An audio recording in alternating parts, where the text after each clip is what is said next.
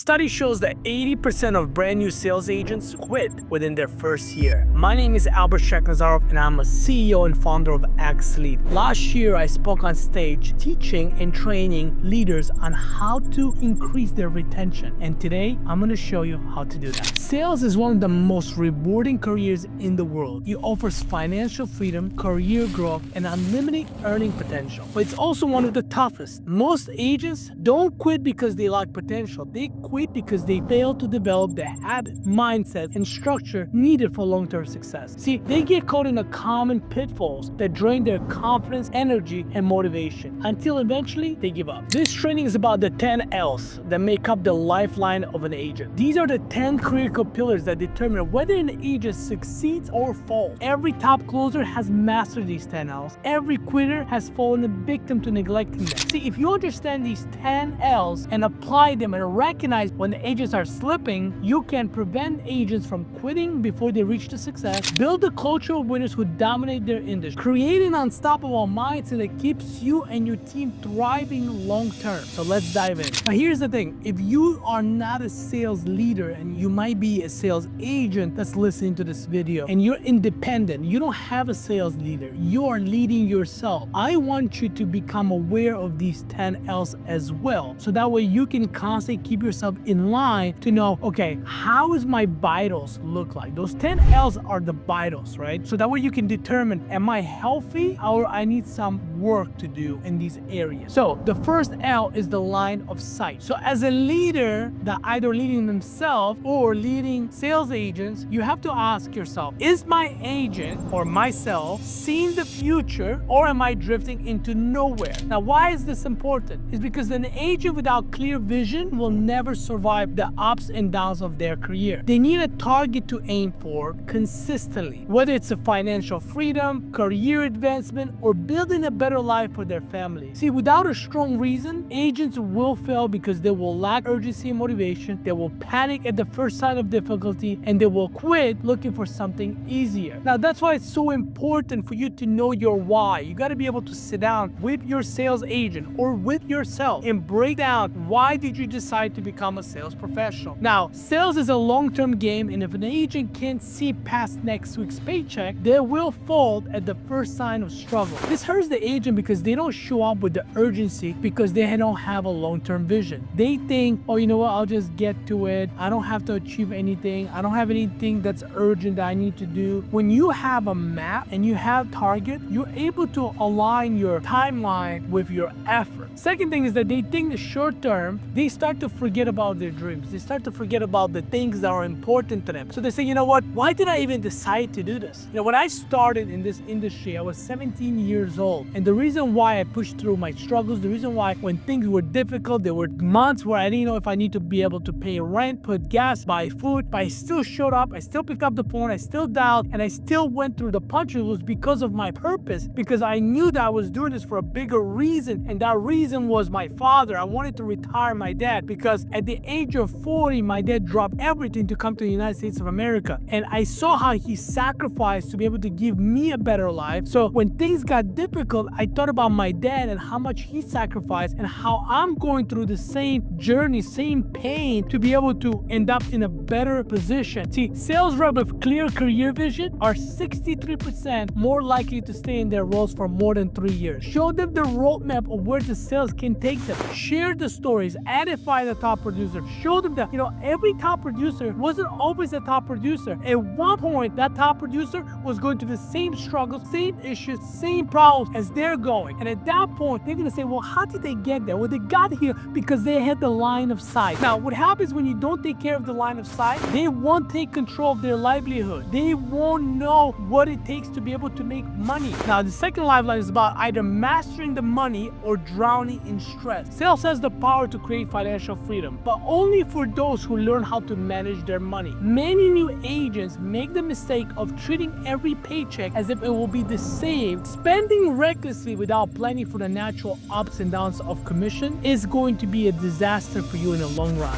I know many agents who were successful at one point and they would get this big commission check and they would spend that money on designer clothes, they would spend that money on going out to a club, renting buying cars, renting mansions, traveling the world to come back and not have any stability. You see, the problem with leadership is that when agents come in and they make a lot of money, they praise them. They say, great job, you're the best, you're making all this money. But instead of praising your agents, you gotta be able to educate your agents on how to manage their money, how to be able to make sure that their money goes and works for them, because sometimes in sales, you are going to have slow months, you're gonna have slow seasons, and you wanna be able to have that cushion to be able to know, okay, you know what, I am making a lot of money, but I'm being smart with my money. So when agents' money runs out, stress kicks in. And when the stress kicks in, they quit. Without financial discipline, your agents will spend irresponsibly, leaving themselves vulnerable when sales are down. I want every single one of you to understand, sales is not a 9-to-5 paycheck. It is a business. And that means learning to manage money is just as important as learning to sell. Otherwise, financial stress will push agents out before they reach the real success. 80% of sales agents who quit within the first 6 months say that the financial instability was their main reason for leaving. So you have to teach them money discipline. I get it, you're not a financial advisor. I'm not asking you to be one. I am telling you to be a good friend. I'm telling you to be a good leader by just letting them know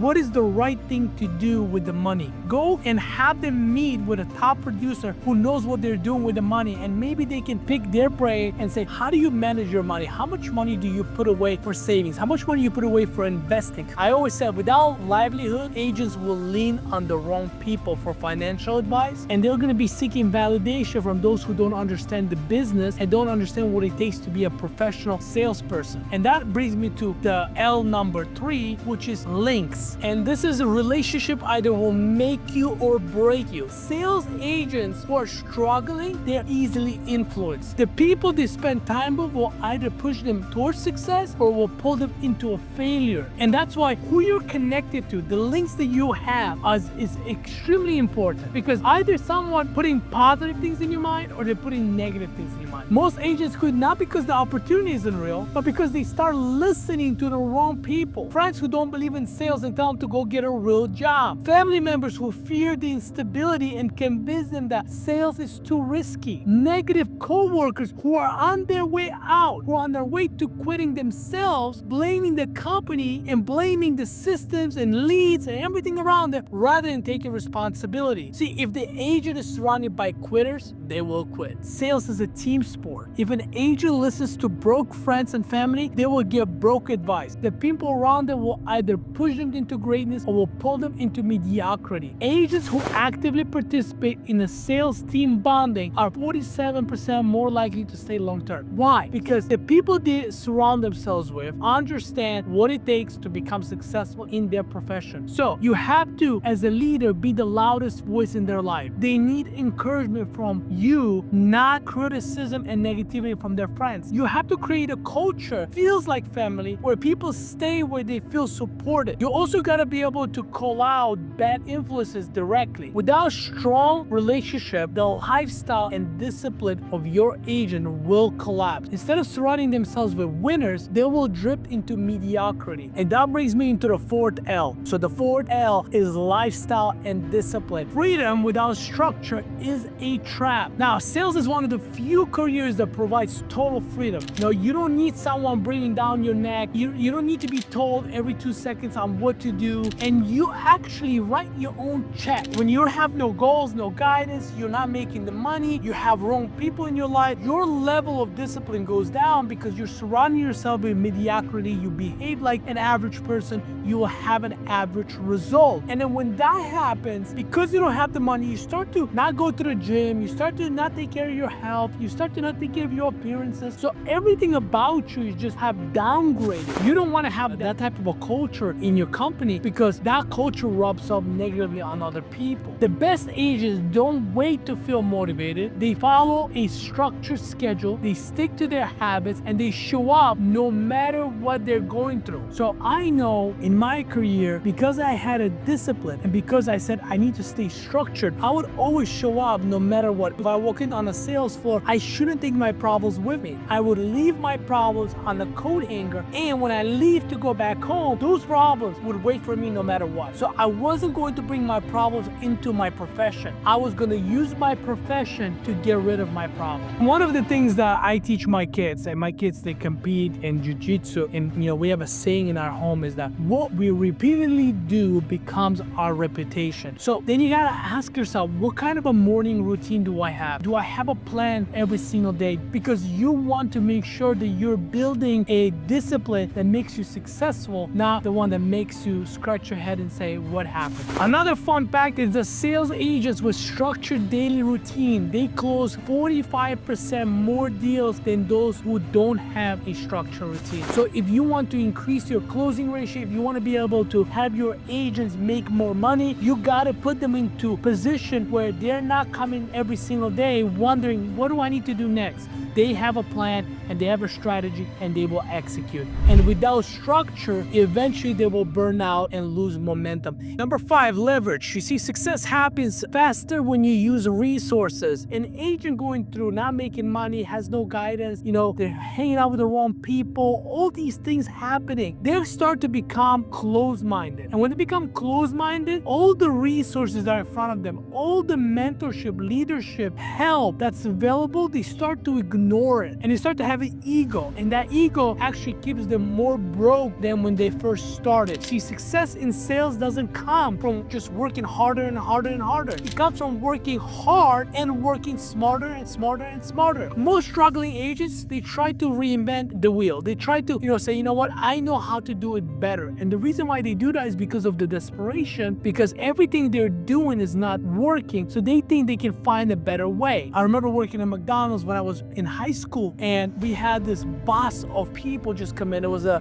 bunch of athletes that showed up in the buses. And I remember this was my 3rd day working at McDonald's. And I remember being the fry boy, I was frying the fries. And I'm like, you know what? I'm not going to follow the proven system. I'm just going to do it my way because I see how busy we are. So I'm going to speed up the process. And I just kept going out there and frying the fries at a much higher temperature at the lower time. And the fries were complete garbage because of my decision. See, I tried to reinvent the wheel of a proven system, which ended up causing me to get fired from McDonald's. And the best way is not the fast way. Sometimes you have to be able to be patient and go through the processes to get the best result. But the desperate agents who don't utilize leverage, who don't utilize mentorship and leadership, they're going to try to rush everything and thinking that they have a better way, which they don't. Isaac Newton said, if I have seen further, it is by standing on the shoulders of the giants. And when you are a motivated, hungry, someone that wants to progress in their career, you're going to be smart enough to say, you know what, I'm going to learn from the people that have done it. Agents who actively use sales training and mentorship improve their performance by 67% compared to those who go solo. So your job as a leader is very simple. You have to teach your agents to be plugged into the system. You got to teach your agents to not be the tool, but use the tool. Now, without leverage, what's going to happen with the agents? They're going to work harder, but not smarter, which will cause them to constantly change the systems, constantly change what works, and it will lead them into frustration. And when frustration builds, they burn out faster, leading them to have longevity issues. Now, longevity, right? Longevity is like, okay, it's built out of 2 things. It's endurance and stamina. Endurance is how much you can handle, right? Stamina is how long you can go. Now, when the agent is working tirelessly, working extremely hard, not making money, not having the right people, having no goals or targets, having no guidance, they're going to say, you know what, I can no longer do this. This one phone call is going to break me. So therefore, their endurance and stamina decreases as the time goes on, and eventually they end up quitting. Sustained success requires consistent effort over time, not just short bursts of intensity. I tell people all the time, I have this ICE formula, and the ICE formula that I follow has completely changed my life. The ICE formula stands for intensity, consistency, and efficiency. See, when you combine the intensity of going hard, right, which is endurance, with consistency, which is stamina, it will build you to become very efficient at what you do. So how can you help your agents, right? You have to teach proper work habits. Don't just let your new agents overwork themselves and drown in rejection. This is the problem. When you don't teach teach your agents on how to be skillful, they're just relying on making dials and making a lot of phone calls. And when they're making a lot of phone calls without having proper skill in place, they will burn out because they will get frustrated with all the rejections that they're facing. So therefore, you have to encourage consistency with proper skill. So when you stay consistent and you have proper skill, you will turn that consistency into closing, and you're going to start closing more deals. Encourage your people to build their mental resilience. See, sales is not just a numbers game, but it's also a game of skill. When you're getting rejected, it's just getting you better, and it's preparing you to become better and stronger in the game of sales. Now, without longevity, agents lose patience. They burn out and quit before seeing the result. Which brings me to the point number 7, loss of resilience. You see, when your agents are no longer pushing forward, they allow every single problem become huge destroyer of an opportunity. They start to say, you know what, everything is a big deal. Oh, the person hanging up on me is a big deal. My headset's not working is a big deal. And they start to accept rejection and allow the rejection to destroy them, rather than reframing that rejection and allowing them to say, no, this is going to give me more opportunity to go through more numbers to get better at what I do. Rejection is guaranteed in sales, but how an agent handles loss determines whether they thrive or quit. Now, most agents enter sales expecting every call to go well, every deal to close, every customer to say yes. But we know that's not the reality. But when the reality hits them, they start to take rejection personally instead of being a part of the process. They lose confidence after hearing no multiple times. Due to rejection, the sales agent starts to question if the sales is for them. And the truth is, rejection doesn't mean it's failure. It means it's progress. And it's your job as a leader to set your agents up to understand that every no is one step closer to a yes. Your job as a leader is to make sure that your salespeople understand that the best salespeople aren't the ones who avoid rejection. They're the ones who learn how to handle it better. You miss 100% of the shots you don't take. So if you take 100 shots and you got 80 rejections, 20 calls of those that are left are opportunities to be able to help your clients. So don't look at it a rejection in a negative way. Teach your people to look at it as a learning experience.